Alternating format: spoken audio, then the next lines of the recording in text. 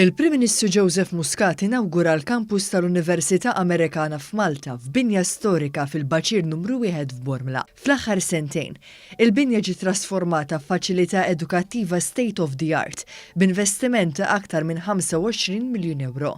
Il-kampus tal-Università Amerikana f'Malta ġewwa Bormla ġie mgħammar bl-aqwa faċilitajiet fosthom swali tat-tagħlim u laboratorji tal-aqwa livell. Fid-diskors tal-inawgurazzjoni, il-Prim Ministru Joseph Muscat qal li l-Università fetħet il-bibien tagħha wara proċess rigorus ta' skrutinju li kien sar mill-Kummissjoni Nazzjonali għall-Edukazzjoni Ogħla. Waqt li sostna li dan il-proġett ser iħalli bosta effetti pożittivi fuq l-ekonomija u ż-żona tal-Kottoniera.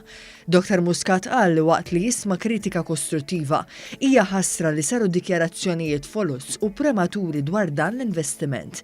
Sostna li l-Università Amerikana f'Malta qed tirrispetta l-impenn tagħha dwar l-istudenti u l-kuntratt li għandha mal-Gvern li jistipula li l-fażijiet kollha tal-proġett jitlestew sal-2025.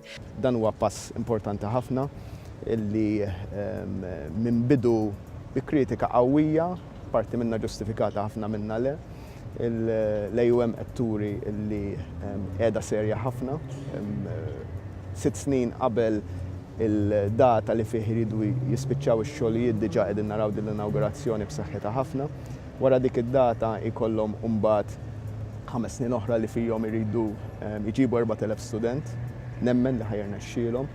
Nemmen li ħajrna xxielhom għaliex hemm affarijiet serji ħafna illi qegħdin jiġu investiti. Semma li l-Università rċiviet mijiet ta' applikazzjonijiet minn studenti biex jibdew jistudjaw magħha mis-semestru li ġej.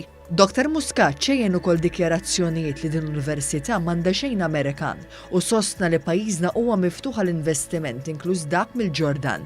Dwar il-kampus tal-Università Amerikana f'Malta ġewwa Whitline, Dr. Muscat qal li l-Gvern sema l-kritika ġenwina li saret fl-istadju inizjali tal-proġett. Diġà għedna l-ewwel iridu lestu hawnhekk, naraw li hawnhekk qegħdin jissodisfaw il-kriterji tagħhom, naraw li qegħdin nimxu il-qudiem, tkun mimlija hawnhekk bħala post, mbagħad nimxu kif qed fid-diskors tiegħi biex nitkellmu dwar il-żon u ikun hemm l-affarijiet kollha sodisfatti bil-permessi kollha, nfakkar li l-erja mmarkata żon diġà naqqasnija b'80%. Il-President tal-Università Amerikana f'Malta Lewis Walker qal li qed issir ħidma biex l-Università illi fil-preżent għandha mal-100 student minn madwar 25 pajjiż tiġbed lejn Malta aktar studenti għal korsijiet li qiegħda toffri. We're going to continue to develop our programs, and I'll be looking to develop a relationship with Maltese industry, government associations, Chamber of Commerce, and we'll look to be involved in projects that are local in nature with organizations here.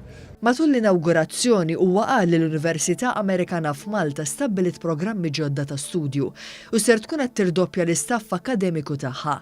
Qal li l-Università Amerikana f'Malta mhux biss qed tħares x'għamel ħaddieħor, iżda qed toħloq mudelli oħrajn mistennija li jsegwu fil-ġejjieni tagħhom.